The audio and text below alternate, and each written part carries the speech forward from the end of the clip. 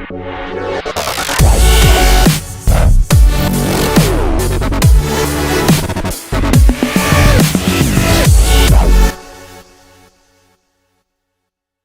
right, so today we coming to you with another episode of Auto Glass Tech Talk, and we taking it to North America, Canada per se, and we actually going to the 6th. So we're going out to Toronto, and we got Marissa here. So Marissa, introduce yourself and tell us more about you and what you do.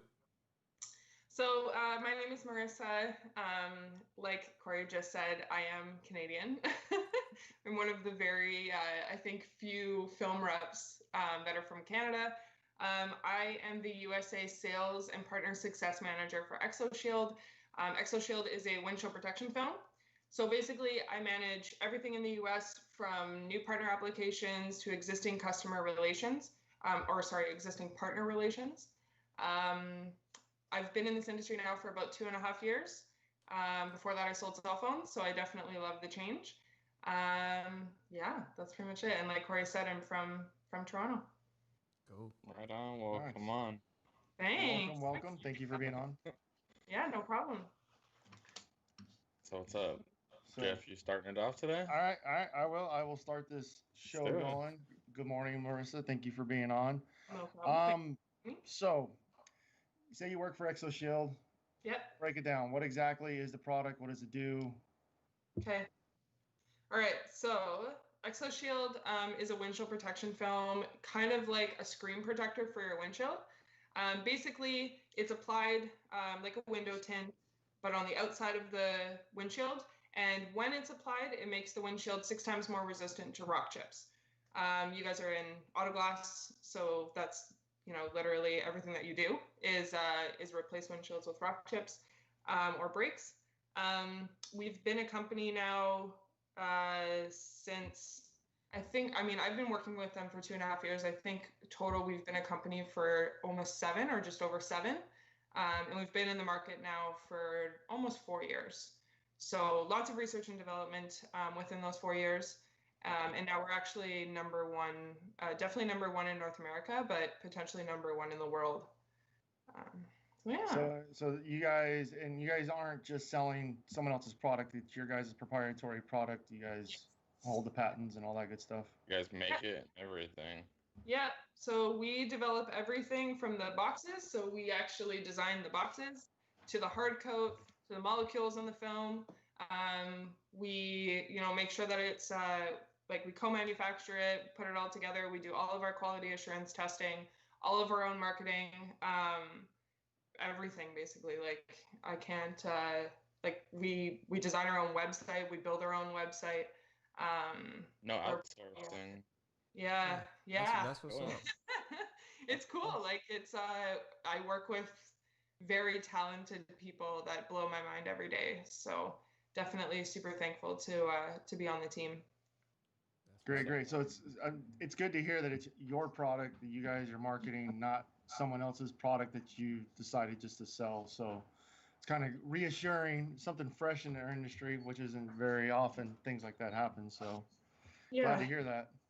Yeah, it's cool because if there is ever an issue with the film, we can fix it. Like we can figure out why it happened. We can kind of get back into the labs, go back to the drawing board and make changes, which is I think one of the reasons why we've been so successful is because every time we have had an issue, then we've always fixed it, which is cool. And obviously we're super thankful to have such a great network of people that tell us when something's going on instead of just, keeping it to themselves and getting frustrated. And we definitely wouldn't be where we are right now if we didn't have those people, which is great. But yeah, I can't even fathom how cool and smart everybody is that developed Exoshield. It's so crazy. I'm definitely not an engineer. And whenever I hear them talking about it, I'm like, wow, this is really cool. Yeah, you guys have a pretty good program with the whole way you record everything too. I believe last year or maybe earlier this year, I reached out to check on a vehicle that had been done, and you guys were able to check the VIN and let me know if it was something that had Exoshield on it or if it was just some other product too, because you guys record everything. Yeah, so all of our warranty registration is actually done online. So it takes like, I don't know, like 3 minutes maybe to register a warranty. There's obviously definitely warranties that are probably not registered, just as there is with any product. But we have I think we have a pretty good system going. It's nice to be able to know where our film is, what cars it's on, how many miles it's being driven, and it helps us better develop and improve the film.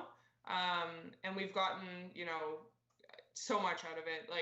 We're never gonna go to writing down a VIN and odometer reading and mailing it in. It's always going to be online, and we're working really hard to make it so it's even easier. So actually recently, I think probably about 6 months ago, we actually built a VIN decoder into the portal. So when you type in the VIN, it decodes it, and then it pulls up as 2019 Mercedes C-Class or something, which is cool because it makes sure that people obviously it's less steps for our partners to be typing everything in, but it makes sure that they're typing in the VIN properly, which is obviously super important. So yeah. Cool. So you have, Chris brought up, you have this this timeline of each job, so you know when it was done and everything like that.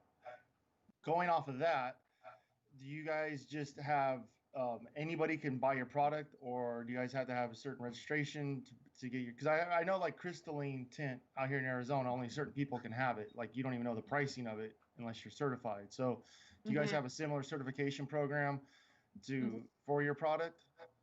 That's a really good question. So I think because windshield protection, number one, because it's such a new it's not new, but because it's such an emerging segment of the market, and also because it is so important, people's windshields breaking is not that's not in an aesthetic oh the paint on my car chipped, that really sucks kind of thing. It's a safety thing, number one, and it's obviously financial.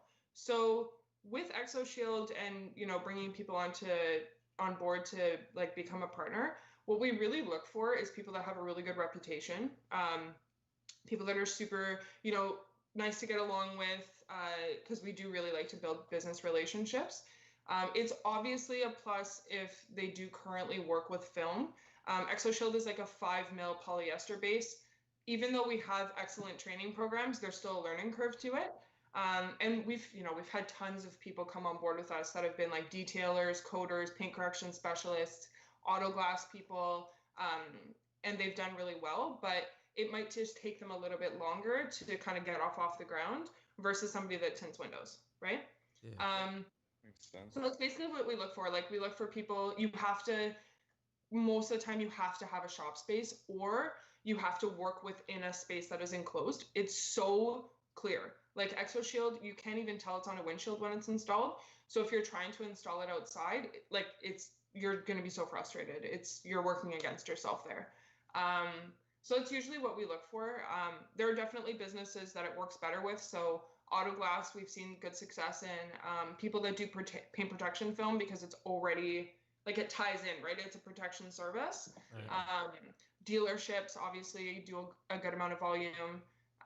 And then I would say just people that are really go-getters, people that aren't afraid to, look at a customer and say, your windshield's worth $1,600 and I can protect it for X amount, right?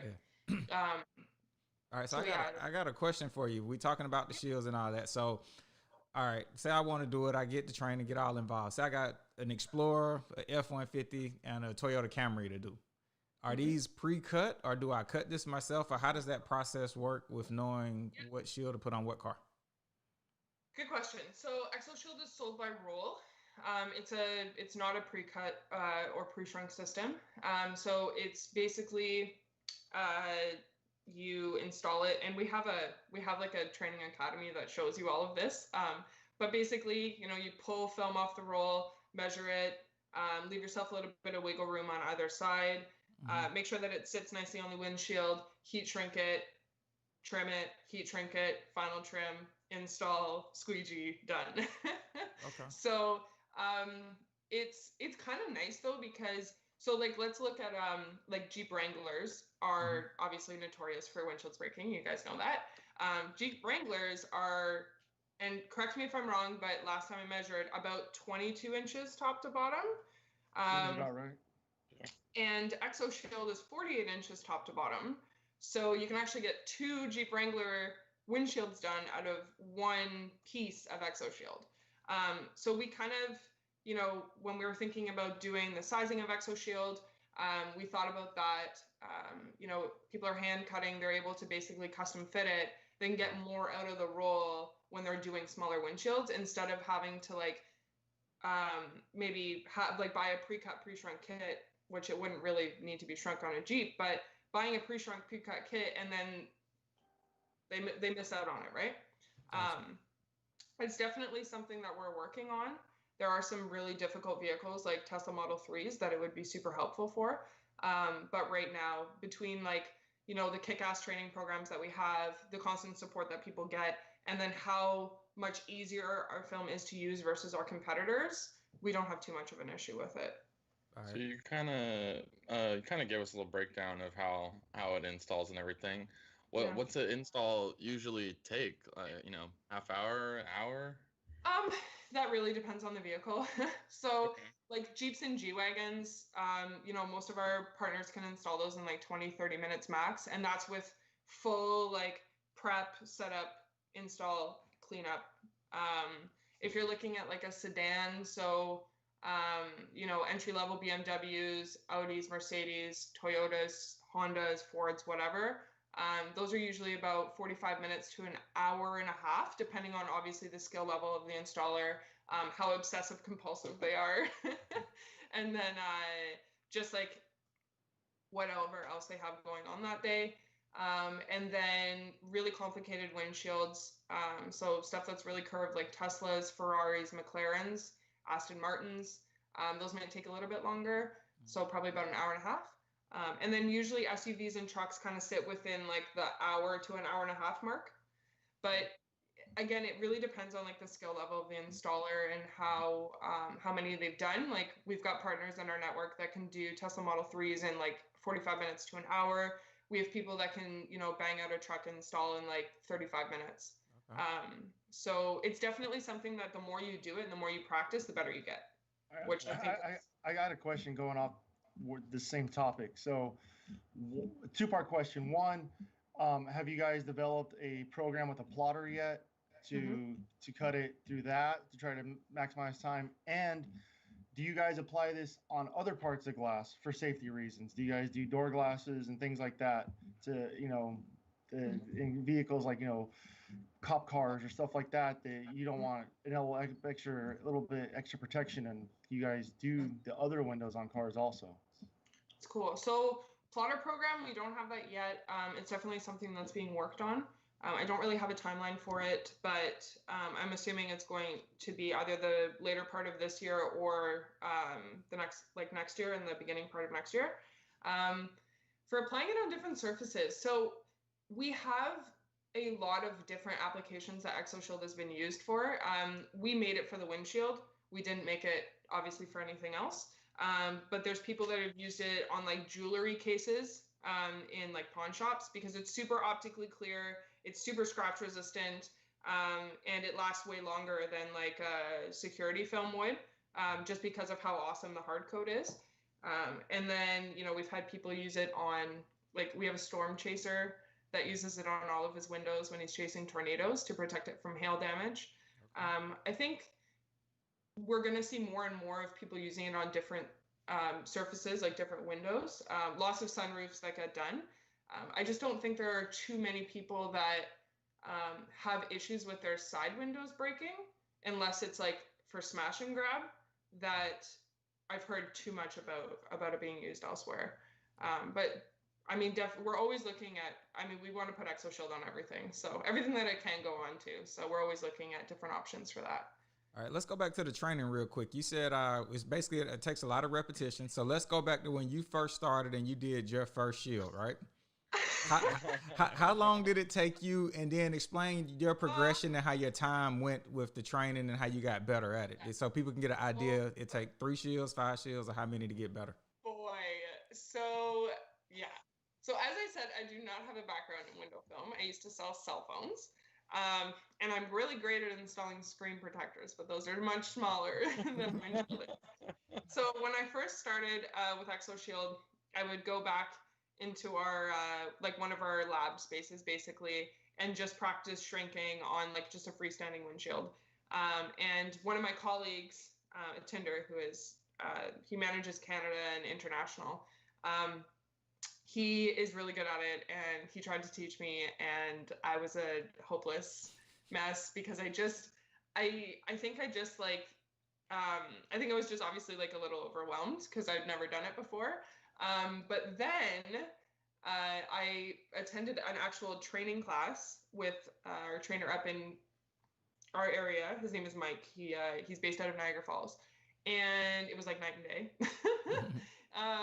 So I think for me to get proficient at it, between training with Mike and then also, you know, doing like tours and demos for customers, I think I'm probably about 5 or 6 in where I was starting to get really comfortable with it. Okay. I'm not a hands-on person though. Like I have very minimal, like the only cool thing that I can really do is baking.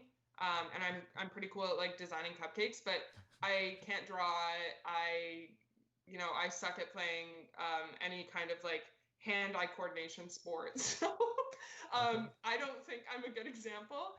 But my boss, for instance, who is way better at that stuff than me, after like 2 windshields in a training class, he was kicking it. Like he was doing really well. So I think what I see within our network in the US, if you tint windows and you have experience doing that, usually after about 2 windshields with Exoshield, you're pretty rocking. If you don't tint windows, then usually I see it at about 4 to 5. Okay. And we include training film with every like new starter package, to make sure that people aren't using production film to learn, because that gets expensive, right? Gotcha. That's a good idea. Yeah, good idea, and thanks for that insight. I got a question for you. So we're mostly auto glass guys. You're trying to sell us a product that actually would cut into our profits. Sell me on your product. I'm a glass shop owner. I'm against it. I'm not trying to bring in a product that could potentially hurt my bottom line. So tell me the benefits of this. Tell me, break down what the warranty is. You know, how long's, what's everything. Does this, sell it to us? We're new guys with no knowledge of your product. Sell me on this. All right, let's go back to SEMA. So so I think like one of the first questions that I ask people in auto glass when they come to me and say like, you know, Exoshield is going to be, you know, eating into my business. Number one, depending on the state that you're in, how many times do you have a repeat customer for a glass replacement? A lot. Yeah, I mean, in Arizona, a lot. Of course, Arizona's crazy. What about you, Chris? What's that? Do you have a lot of repeat customers for auto glass replacement? Yeah, I do. I have a lot of repeat customers, just regular customers. Okay, so when you do have those repeat customers and they come in and their windshield, they got their windshield replaced, and if you're in Arizona 1 month later, their windshield's broken again. What is the what's the interaction like? Are they super happy that they had to get another windshield replaced? Are they happy to see you? I think they might be a little happy to see me, you know, but I don't think that they're happy that their windshield's irritated broken. with the situation. They don't mind seeing us. They just don't want to see the situation. Yeah, not happy about that. So when I think about solution, like providing a solution to a customer and continuing to build up your reputation and solve people's problems, I always think about what could I do to prevent this problem from ever happening again. And that's when screen protectors got really big in cell phones and the tempered glass ones, that was always the way that I positioned it, because I could want that person to drop their phone and smash it and come back to me and buy another phone. But when I installed that glass screen protector after they had bought their new phone and they dropped it and it didn't break, and they were really excited about it and they told all of their friends, then their friends started to come to me to get, screen protectors put onto their phones and they wouldn't break. And that just continued to, just multiply and multiply. So I think that the opportunity that auto glass people have is that you have the person in front of you that literally has the problem that we are trying to prevent and solve. And not only are you going to obviously increase your ticket price on what you're doing, but that person is going to be so excited that you gave them an option for them to likely not have to replace their windshield again or get rock chips filled, that they're going to be like, oh my gosh, like Jeff and Chris and Corey, they installed new windshields for me.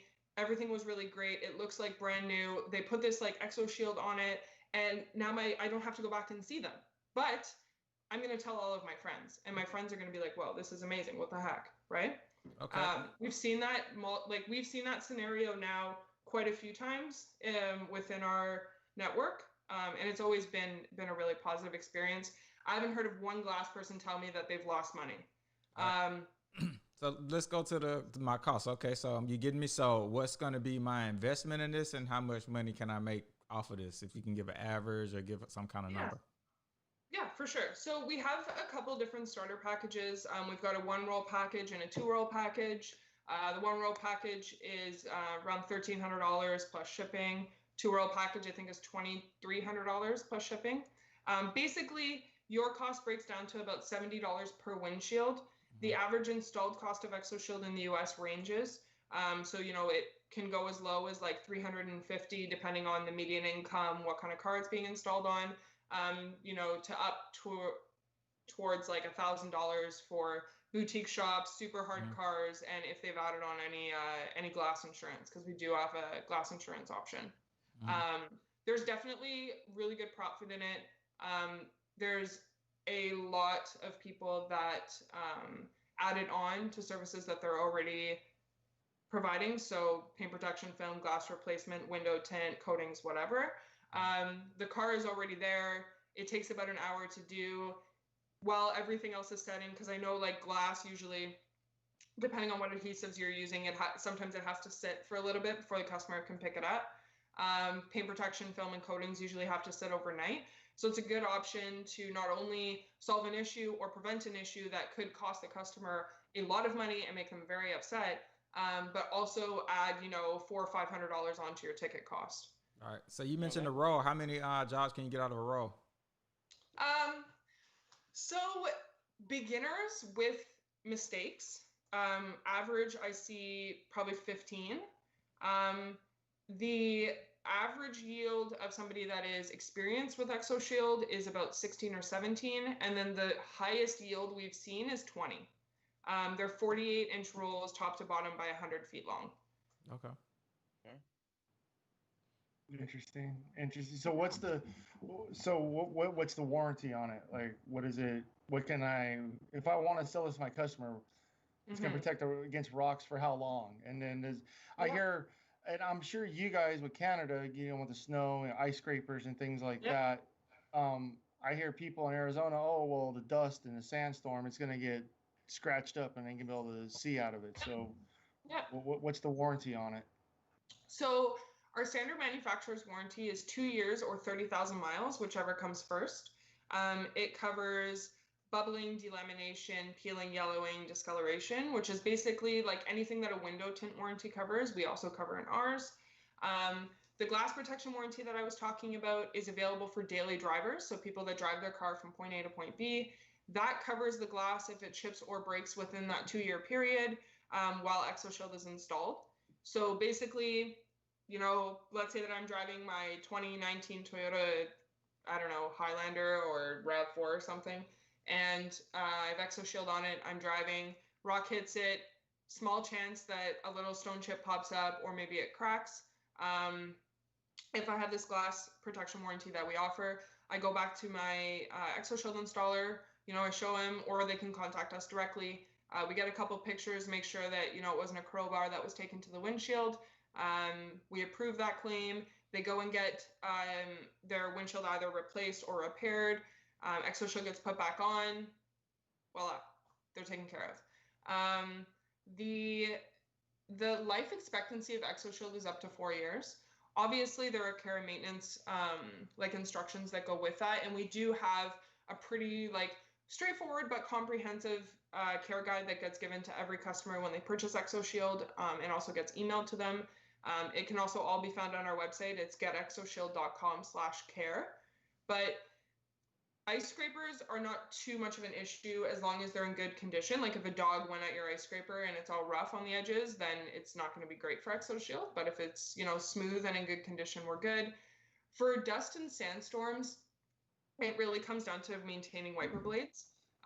Obviously, if, you know, somebody's like driving a pilot truck and they're behind like a semi or something for, you know, 8 hours a day, 5 days a week, Exoshield is not going to maintain the clarity as much as it would if somebody was, you know, just driving their sedan point A and point B to work, right? We don't cover wear and tear in our warranty, but we do have, hands down, the most scratch resistant and the longest lasting windshield film on the market. Like, for instance, we have somebody in Montana that had it on his truck or SUV. He drove 55,000 miles in a year. And he could still see out of it. He just wanted it replaced because it just didn't look as nice anymore. But it was still, you know, it was still protecting his windshield 100%. So I think he said that on average he was replacing 5 or 6 windshields a year, and he didn't replace one in that year that he had Exoshield on. So it's definitely a success story. Cool. Yeah, you know, I just had a recent customer the other day. I think on Tuesday we did it, and I did their windshield probably, I think they told me it was about a year and a half ago now. So, I don't know, it's pretty close. I think I probably could make more money off the Exoshield there than on another one. They might be a little happier. Yeah. It really depends. Like I just always like I've always taught, the way that I've always taught sales is to like build relationships, and I just like making people really happy. It's a blessing and a curse. And if I'm able to give somebody like a solution and a peace of mind that they won't have to, you know, take time out of their day to come back and get their windshield replaced or get their phone replaced or whatever, I'm always going to take that route. Like I'm always going to want that route, right? And you know what? Maybe Exoshield's not for everybody, and that's totally cool. Like we don't expect everybody to, you know, like 92 Honda Civics probably aren't going to want Exoshield on. That's cool, right? Doesn't make sense. They'll replace a few a year. Yeah, exactly. But you know, that Mercedes C300 owner with a $1,400 windshield doesn't want to have to do that again. They don't want to have to go through insurance. They don't want to have to, you know, take time out of their day to get their windshields replaced. Also, the one thing that I like, another option for auto glass people that I always say is, if a windshield gets sandblasted and scratched, it is impossible to see out of it when sun is shining in and you're driving, or when lights are hitting and you're driving at night. Exoshield protects against that, and it's a very simple rip it off, put on a new one when it gets to the point that they don't feel comfortable driving anymore. If they have a windshield like that, there's not really much they can do besides get it replaced, and then it's probably not going to be covered under insurance, right? They're going to have to pay that out of pocket. Okay. And that is probably why everybody in Florida uses Exoshield. Because they've got a $0 deductible through the state. They can get a new windshield whenever they want if it breaks, but it's the sandblasting and pitting that people hate. Okay. Just having to do it 4 or 5 times. Yeah. So, another quick question. You said before, you like, if you get a stone chip, you can just pull it off and repair the chip. You know, I know Corey can make it look like it is not even there. Like, seriously, like nothing. You know, smooth everything. So good question. So there's definitely a technique to taking off Exoshield over a rock chip and not making that rock chip spread across the windshield. Steaming off Exoshield works really well. It comes off fairly easily. There are times that we've seen people kind of just rip it off and that chip becomes a crack, but it doesn't happen too often. Usually, I think if Exoshield was on it and it chipped through Exoshield and then it pulled off and it cracked, Exoshield was keeping everything together before it was ripped off. We've had it happen a few times. Like Alberta in Canada is a nightmare. Like not only is there rocks everywhere all the time, but in the winter, they use gravel and sand as like salt on icy roads, basically. So windshields get destroyed in Alberta. Like insurance companies don't even want to cover the windshields anymore because it's just so bad how much they break. And we've had a couple of rock chips that have popped through. Exoshield's been ripped off. You know, chip has been beautifully repaired and Exoshield's been put back on and it's all good. Nice. Cool. So let's switch gears for a second here. Talk about something a little different here. So all of us are foodies. We consider ourselves foodies. We love to eat, and we big on like Taco Tuesdays, barbecue, and stuff like that. So give us some Canadian dishes or Canadian food we could be sleeping on or something we ought to try that's Canadian. Okay, hear me out. So wait, you guys know what poutine is, right? Or poutine? Yeah, we know what it is, but we know what I heard the name. Most of us don't know. I've never tried it. Okay, so really good fries, and those fries, they can't be soggy. Like they need to be like not so crispy that when you're eating it, it's like super crunchy, but like they need to like have structure, you know? Most of the time I like it when it's skin on fries. Those are really good. And then a really good like rich gravy, cheese curds, not shredded cheese. That is not poutine. It has to be Quebec cheese curds. Quebec and then it's poutine. Love that. That's like super Canadian. Something else that always shocks people, and I've seen this as like a meme sometimes. So something that we do in Canada when it snows is we take maple syrup and we pour it on snow and we wait like a minute or two, and then we take a stick and we roll it onto the stick, and it's like a maple syrup like taffy almost. Okay. Yeah. It's so good. Yeah. I've seen the pictures. I've never seen that in my life. Oh, dude. You think it's fake. Like, what are you doing? Like, nah. It's real. Okay. So keeping with the food thing, what's a drink? Like if I went to the bar, what's a Canadian like bar drink? I think the US is like this too, but we are super big on microbrews here. Lots of craft breweries. Something super Canadian though is a Caesar. So it's kind of like a Bloody Mary, but the way that you make a Caesar is, I actually used to be a bartender, so the way that you make a Caesar is ice. I'm gonna say this wrong. Worcestershire sauce. Yeah. Tabasco. A really good clamato. We have a couple craft breweries up here that make really good clamato. And then before all of that, you're gonna rim the glass with like celery salt. You can use like just salt, but it's kind of gross then. Some people will put like paprika or like garlic salt or something into it, but it's basically just like a rim.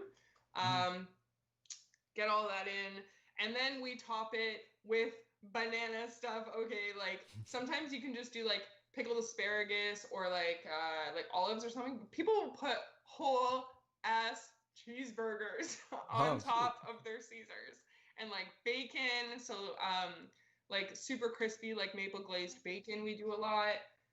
But Chris is getting hungry. Yeah. Yeah, wow, exactly. I'm intrigued by this. I'm gonna go look it up after this.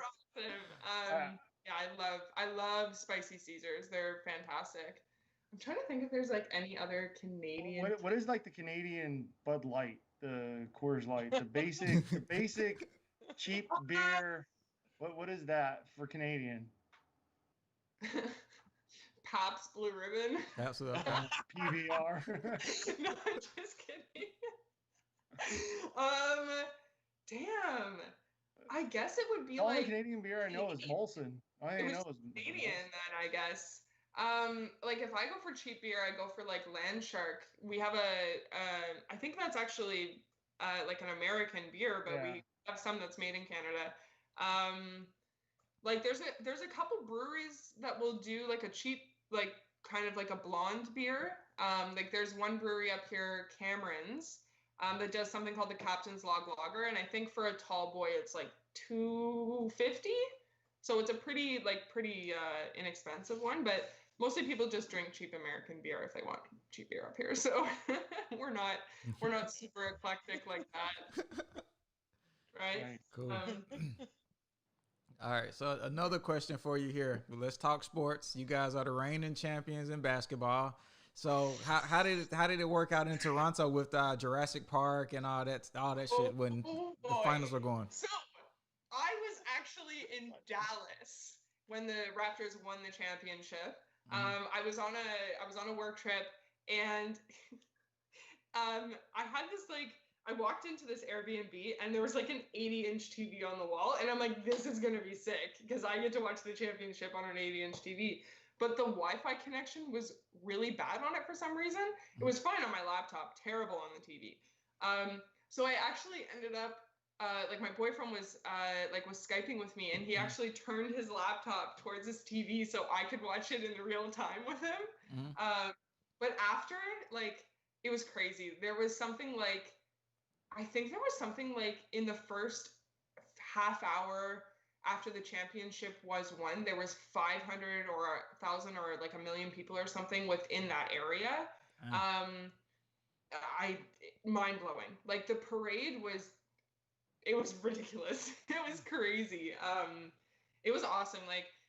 You can still buy Raptors championship stuff everywhere. I've got a hoodie that says Toronto versus everybody.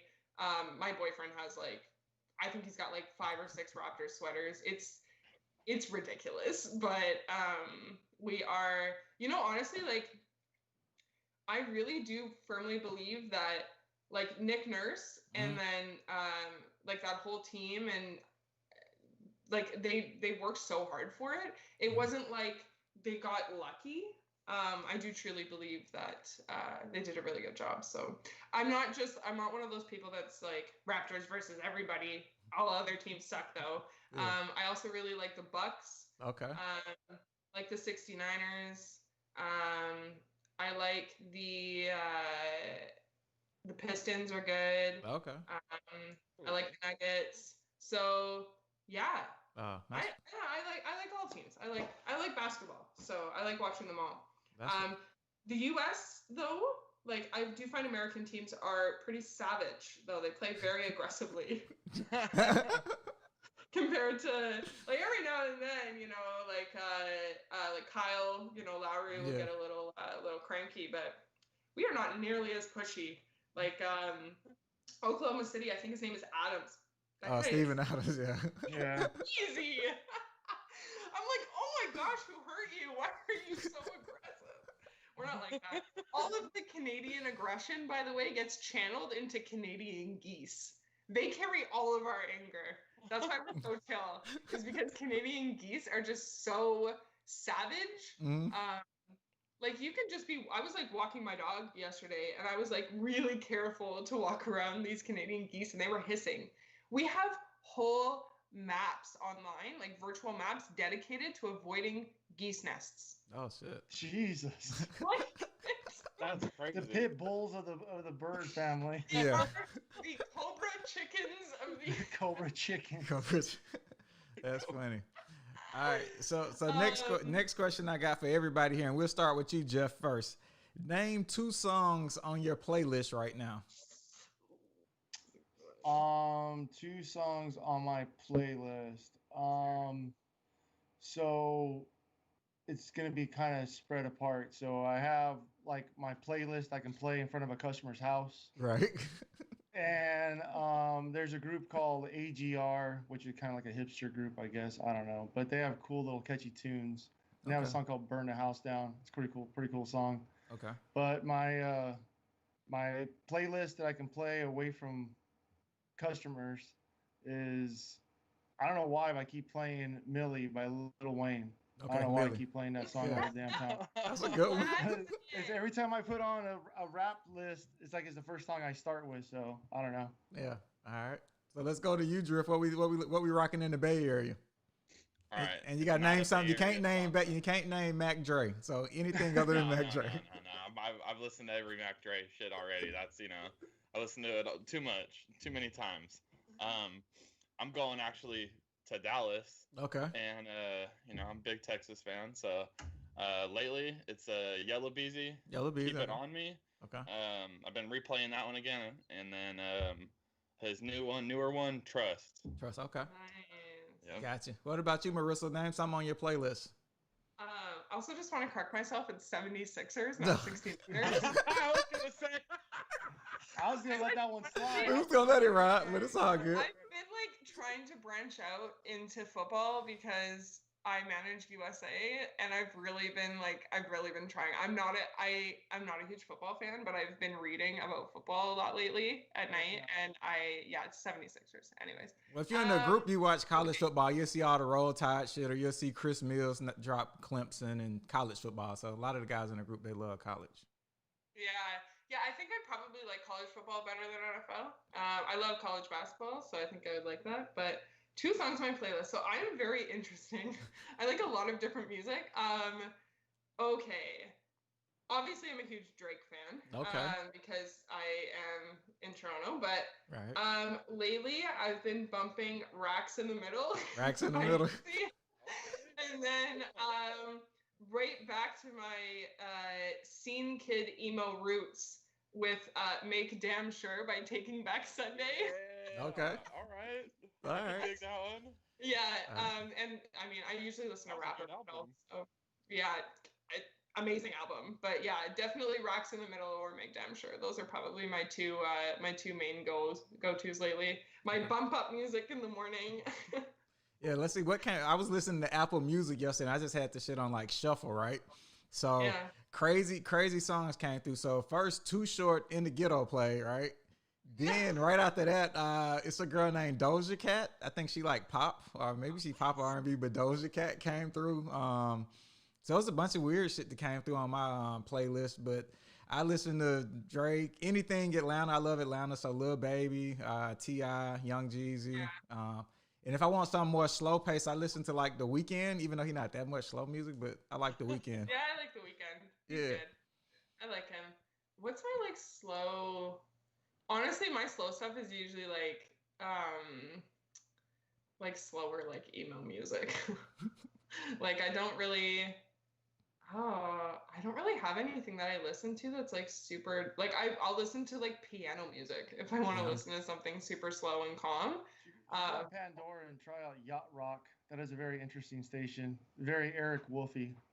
Okay. Interesting. I use Spotify, so and it's a lot of Christopher Cross and Eagles and Catalina wine mixer music. It's kind of it's very customer friendly, that's for Boats sure. And hoes. There you go, boats and hoes.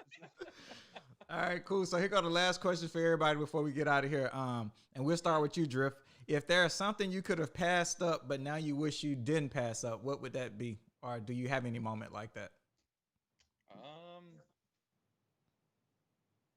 I try not to, like worry about past shit. It's like past is past, and try and be kind of in the present and towards the future. Well, that's what's up. Throw the rearview mirror away, man. Fuck it. Don't look. Throw the rearview mirror away. Don't look back. Look forward. I feel it. Yeah. That's how I try to live a little bit. So all right, a lot, but what about you, Jeff? Not much. All right. So you, Jeff, is anything that you wish you would have done but didn't do in the past? I'm just gonna take it back to SEMA this past year. Mm-hmm. I wish I would have jumped off the building on Excalibur when everybody was trying to do it. And I was going to do, I think it was Crump and maybe Monique and some other people said they were going to do the free fall off the stratosphere. Stratosphere. Oh, no. Yeah. And I was like a little bitch. Didn't do it. I should have just did it. There you go. What about you, Marissa? Anything that you wish you would have done in the past that you didn't do? One word. Bitcoin. Oh. Okay. Oh, damn. Yeah. Yep. I feel you on that. Oh my God. Man, okay. I'm in like the Silicon Valley of Canada. Like there are tech startups and cryptocurrency startups everywhere. And people were like, just like, just do it. Like, this is gonna be something. I'm like, nah, man. Like, digital money, like, nah. All right. Yeah. What about like point at like $1? What are you laughing now? Yeah, my one investment I didn't make. So back in the day, before this all like got big, before Lyft got big, I had a friend who actually knew Big Boy and Chameleonaire, and they was like, hey, they invested in Lyft and all this shit. You ought to get in on it. And I said, nah, man, that don't sound right. These some rappers, they don't know nothing about that. Passed up on Lyft, but I could have invested it. I could have invested in Lyft, but I didn't. So that's one thing I look back on. Millionaire. Yeah. Oh man. Oh my gosh, I need to go listen to Chameleonaire after this. I can't not. I gotta flash it back with Riding Dirty. Yeah, Riding Dirty. Yeah. You could have been riding dirty. Yeah. In Lyft. Riding Dirty and Lyft. Well, cool. Well, we appreciate everybody for the time and for the insight about Exoshield. And let people know before we go, where can they find Exoshield and where can they follow you at? Okay, so, oh boy. Okay, so it's at exo.shield on Instagram, just Exoshield on Facebook. And then you can find our website at getexoshield.com. And then, I mean, I'm assuming I'll be added in whatever you guys post. You guys can find me on Facebook. My name is Marissa Ashley on Facebook. You can ask me any questions you have. Add me. Everyone adds me. No problem with that. So yeah. Cool. Well, we appreciate everybody for your time and shit. Enjoy the day and keep hustling and keep grinding. Until next time, take care.